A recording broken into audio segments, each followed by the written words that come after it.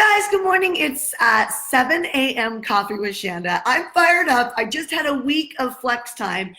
Those of you guys who have no idea what I'm talking about with flex time is that every month I take off a week of the month, and it's the last week of the month, and I go and I just do me time, family time, all that type of cool stuff. And that's why I never feel overwhelmed. And I'm not just saying that. I actually don't remember the last time I felt overwhelmed. And I share this with you because on my flex time, I wanted to work like crazy. I kept shooting off audio messages to my team. I was like wanting to work because I was so fired up, and somebody messaged me and said, God, you're on fire this week. And I'm like, look, I can barely sit still. I'm like, well, yeah, I'm on fire because I actually took some time where I didn't have meetings and I didn't have coaching calls and I didn't have anything in front of me. So all I could do is just be with me and God and my thoughts. And, people often say to me like, oh, I listened to your coaching, Shanda. Oh my God, I have the funniest little thing that is like walking. You guys on Instagram, look at, I have this little, can you see it? There's like a little critter. There's like a little critter like walking on my computer. Hi, little critter. All right, sorry. As I digress, there's the cutest little critter walking on my computer. Okay, I'm gonna stop digressing. Hi, little critter. Okay, so people say to me, I listen to you, and I like some of my clients will be like, I follow your coaching step by step, and then other clients are like, I should have followed your coaching step by step. But the part that people delete a lot is flex time, and they think that somehow it's like a luxury to be able to take time off. And you'll see that I'm dark on all of our platforms the last week of the month, and I'm consistent about it. If I stream live for anything, it's because I'm having a special moment. Like for instance, I streamed live on one of my flex days, and it was because I just felt the calling to help more people, not because I was trying to get anything or do anything, or because I had a certain amount of content pieces I needed to put on my social media channels. It had nothing to do with that. It had to do with the fact that I don't think people even know what to do with their time off. Like, at least I didn't for a long time. I started taking time off, but then I'd find myself back at the computer, and I'd think that it was a discipline thing, but it wasn't. It was a boredom thing. It was an unplanned, undisciplined way of taking time off. And so I streamed on our HeartCore Business Facebook page. I actually streamed, this is hilarious, this little bug. I actually streamed, sorry, it's like distracting me. Go over there, little guy. I actually streamed what I was doing for the day, and people said it was helpful. And so if you're someone who has a hard time taking time off, or when you say you do, you find yourself back at the computer or back at your phone, your Instagram is one of the most addicting platforms on the planet. So if you're like back on Instagram, and you're supposed to be taking time off, I highly suggest that you go search on my HeartCore Business page on Facebook for the flex time schedule that I shared what I was doing with my time off. So now I'm going to shift gears. I want to talk to you about, are you pushing a message that matters, or are you working extraordinarily hard to reach freedom yourself in some area of your life? There's a difference. There's a huge difference. In fact, I am sending an email today to our subscriber list because I had a moment the other day where I realized, the way I grew this company is when I started to read the right things and I started to surrender. And I'm gonna tell you what that is in a second. And I realized, the email going out to my database is that I realized that for the last 2 years, I have been chasing having another baby. And I think this is important because I've gotten pregnant. I've had 2 miscarriages and 1 chemical pregnancy, where you're pregnant and then you're not like a few days later. And it's been 2 years. And so basically I've gotten pregnant 3 times in 2 years. And honestly, 7 months out of the 2-year mark, I wasn't actually trying to get pregnant because I was doing all this cleansing. So that stuff really gets in your head. You know what I mean? It gets in your head on Like, is your body capable? It's no different than growing a business. Like, am I capable? Am I focusing on the right thing? Is it that I need to nail my message? Is it that I need to figure out, how to do a signature talk? Like, we're just inundated with all this stuff that we chase to try and hit our mark. And I realized, OMG, I'm doing that with having a kid. Now, don't get me wrong. I have learned so much about health. It has been such a blessing over the last 2 years learning about health. I've never been healthier. Just got my blood work done. My FSH levels, if you don't know what that means, it just means like my ovarian reserves, my egg reserves, and that type of stuff are super, super good. So all my blood work's coming back saying I look amazing, but why is this stuff happening? And what keeps coming up with multiple different, doctors over the last 2 years is that I'm probably pushing too hard. And I was like, gosh, does that mean like I have to pull back in my business? We've pulled back on all my fitness. Like, I stopped doing endurance training.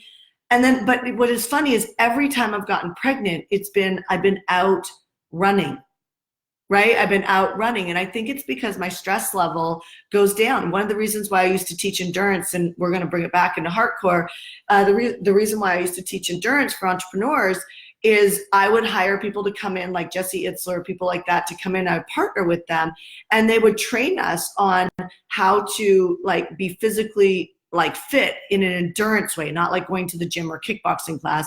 And what would happen is all of us would get smarter. We'd like be able to make decisions quicker. We wouldn't be the bottleneck in our businesses. And if you know anything about building a business, making decisions fast is key. When you scrutinize over, oh, I don't really have the money, it's like, that's the wrong place to focus. You should not be focusing on, I don't have the money. You should be focusing on, how do I become resourceful enough to create the money? Like, as if you were ever going to make it to the top, looking at what you don't have. All of us don't have what it takes. We don't have the resources to hit the next goal. Otherwise, it wouldn't be a goal. So where do we focus? On resourcefulness, which leads me to, what are you reading? What are you reading? So I used to read, I love Wayne Dyer. Love that man. God bless his soul. Love that man. He was an amazing gateway to me getting connected with God and me getting connected with a higher power. I'm going to tell you, if you think you're going to build a business or build any sort of freedom in any part of your life that you are struggling with, without some sort of supernatural connection, God bless you on that one, because that just sounds like a really hard road. So I read Wayne Dyer, I read A Course in Miracles, I read all of these different books, and they were all gateways into me finding my way back, not to religion, but to faith, to faith. And I'm going to get into reading in just a second, because this is critical. What I realized is that, and I've now learned this in scripture, what I've realized is that I made a lot of other gurus my idol instead of God. And I just did the same thing with, like, I'm super interested in epigenetics. Like, I just have to make sure that I'm not chasing anything, like when I hire her, because of the fact that, like, I want to learn about epigenetics.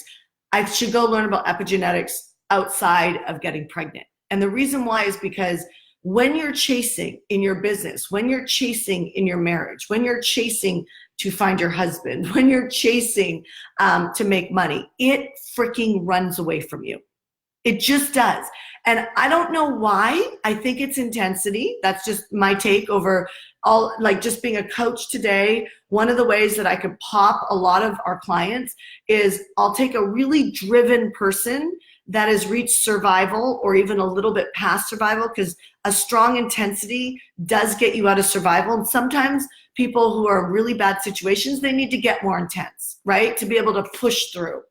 But once you push through, the only way that you grow is to be able to relax. And I hate to say it like this, but like, even when you think about having babies, having orgasms, making tons of money, all of these things are connected. You have to relax into them. You have to relax into them. So I stopped reading the spiritual books. And by the way, I love them. But I stopped reading the spiritual books that had me very self-reflected on all the areas that I was missing. They also had me, maybe not you, judge people on the fact that they were not good enough, or they were not more positive, like they weren't positive enough, or they, didn't think right. And because I was studying how to think through spiritual context, what happened was I was judging the world around me. Every man I dated was not like thinking right, or they were too negative or skeptical, or whatever that looks like. And that just went over my business, because when I didn't have somebody else to blame, all I did was look at myself, and I was like, oh, like one day you're high on life, and the next day, you're like sucking wind in your journal, bawling your eyes out, snot everywhere, because you don't know if you're ever going to make it. And it wasn't until I started reading like things like, well, the Bible made a huge difference. If anybody wants to know the Bible I'm reading, just let me know. And so I started reading scripture, and I got stability and massive supernatural growth. Massive supernatural growth. Even this morning, I was sharing a message with one of our clients that was sharing this whole piece about, if you think that if you become cocky and think that you're really good, that you'll be humbled, right? But if you keep humility, and I teach this to our clients all the time, that hit certain levels of success, I'm like, you better keep your humility in check. You better keep your generosity in check, because what happens is, it's like written in scripture on this. So I don't want to digress on this, but it says, if you stay humble, you'll be given more and more and more, and you get stronger. So, and that's because you know where it comes from. It doesn't come from you. Second thing is that I will never forget reading one of my first Forbes magazines. Now, this one happens to be The Richest Self-Made Women. I did not buy this. A friend of mine, who also runs our marketing department, was at my house, and she left all of these magazines: Fast Company, Forbes, Entrepreneur, Success, and what I realized years ago is that I listened to somebody online say you should read like Fast Company and things like that. And I had a real block to that, because I was reading my Wayne Dyers and my books like that, which again are amazing for that stage of my life, but they only got me into survival. They never got me into thriving. I would have moments of inspiration where I would have these breakthroughs financially, or I'd meet the man of my dreams, so I thought, or, it's like things started to work and then they would stop working. And I have not experienced that with scripture at all. Secondly, I was told to start reading these magazines years ago, and I was like, I'm just not, I used to not identify myself as a business mind. Right now, it's funny, like I always crack up when I'm talking to somebody about even our numbers inside of HeartCore. I know all of our numbers very intimately. And people will say to me, this just happened the other day. Somebody said, oh, it's amazing that, my friend Colleen's like, it's amazing that you understand your numbers like that. And I'm like, really? Like, I understand my numbers because I needed to understand if I was making money or losing money. I need to understand, like my financial picture tells me, am I spending enough money on marketing, or am I hoarding? You know what I mean? And learning how, but it was self-taught. Like it was self-taught, and I started to learn patterns. Anybody can do this. Like, I'm the girl who failed grade 6. I'm the girl who honestly was a wallflower. I am traditionally very shy. If I walk into a lot of people in a room, I will go and integrate, but that takes a lot of effort for me. And then I'll find a new comfortability in the room. But ideally, I'd rather my son hold on to me and be my security blanket, so that people have to come talk to me, so I have an excuse not to put myself out there. That's real. That's really who I am. You know what I mean? But it's like, I can't stop at that and think that I'm going to leave a legacy. You can't stop at that and think you're going to leave a legacy. You just can't. And, I know that most people are actually pulling a thread to their deepest legacy on this planet. But I know most people are actually doing that, because I coach so many people. I mean, even this year in our PACE program, we're going to have 1,000 people in our PACE program this year. That's just one of my programs, right? And you just stop and you look and you go, that's a movement making a difference. That's me stepping into my legacy. And that's me still only putting on 35% of the gas of what I can actually do. Why am I sharing this with you? Because our challenge is actually not getting up to the starting line and starting to work our purpose.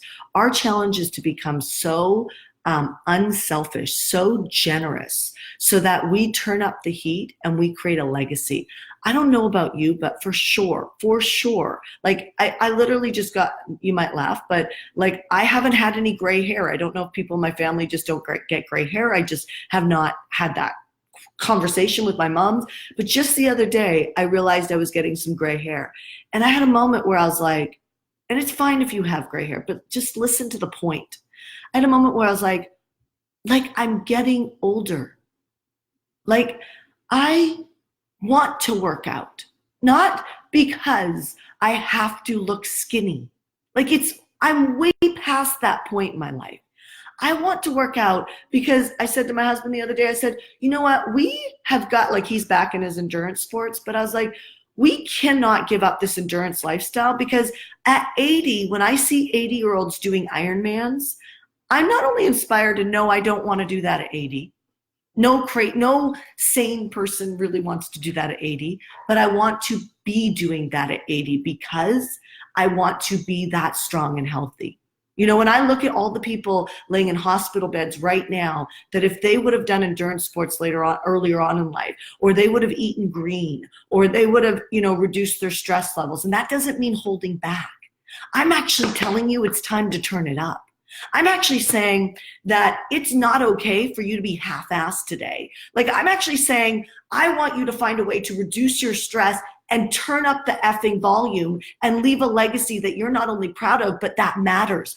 I'm saying it's not about saying, oh my God, I have children, and so I should work this hard. It's like, no, you should create flex time in your life where you take the last week of the month off, or you take every Friday off, or whatever it is that you need to create a balanced quality life with the people that you love. But let me tell you something.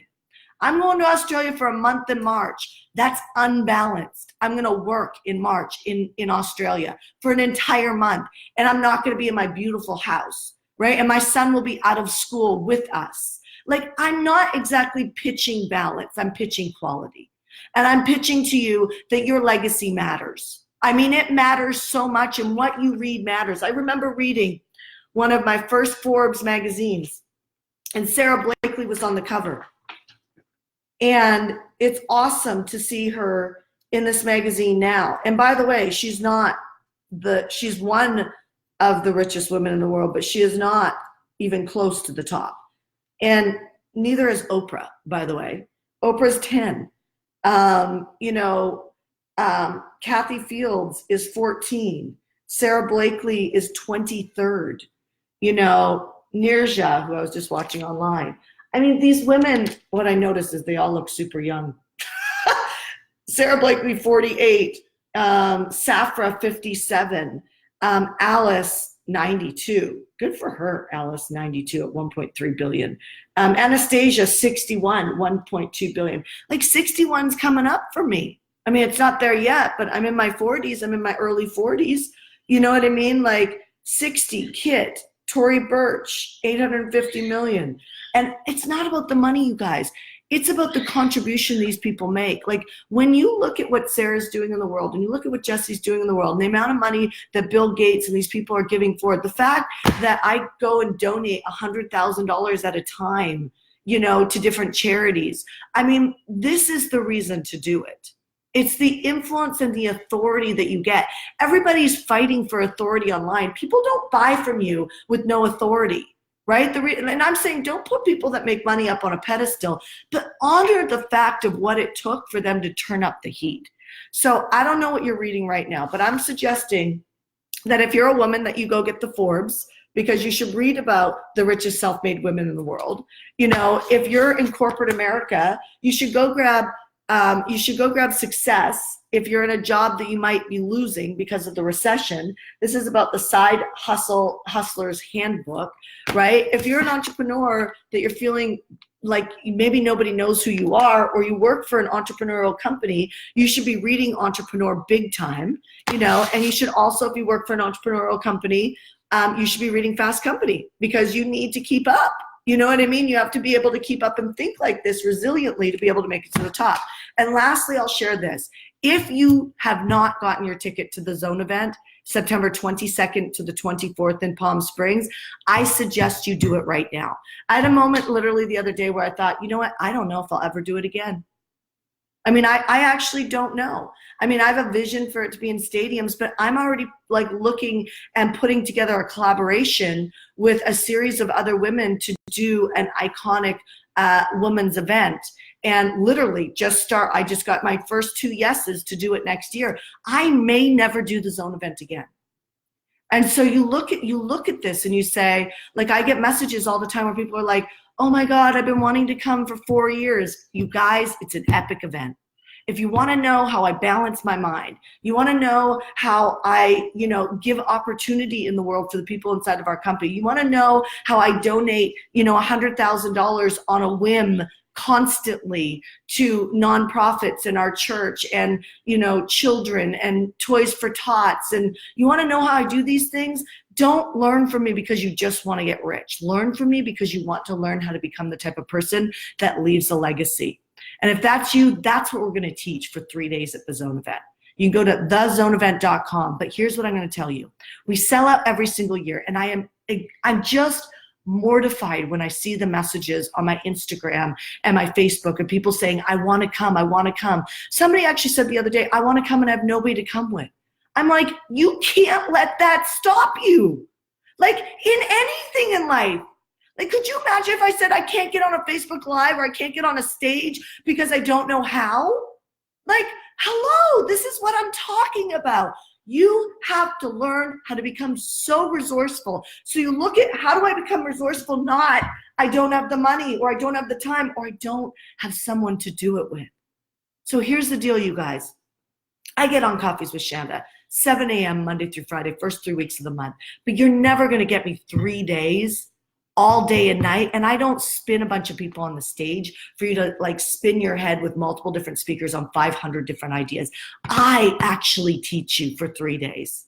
And if you've ever been to one of my workshops, I get this all the time. I actually teach our $3,000 info products at our workshops. So you can imagine what I do over 3 days at the Zone event.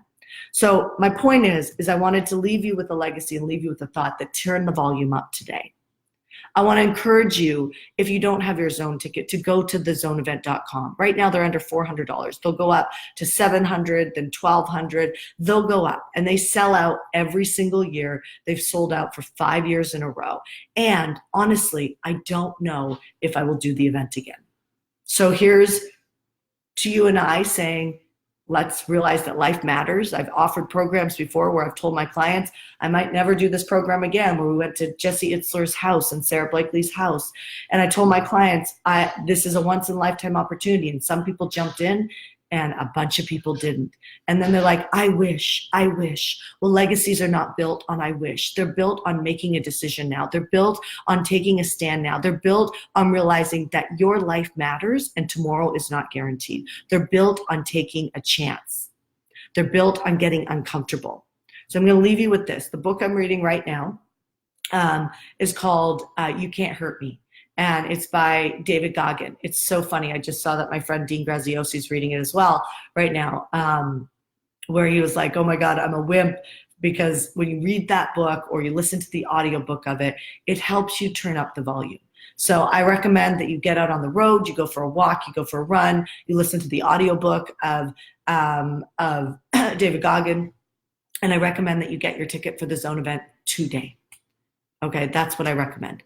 And I will see you tomorrow on 7 a.m. coffee. And here's to you turning up the volume today and not making up an excuse why it's too hard for you to be able to show up and create the results that are your legacy of your life. All right, you guys, I'll talk to you soon. Bye.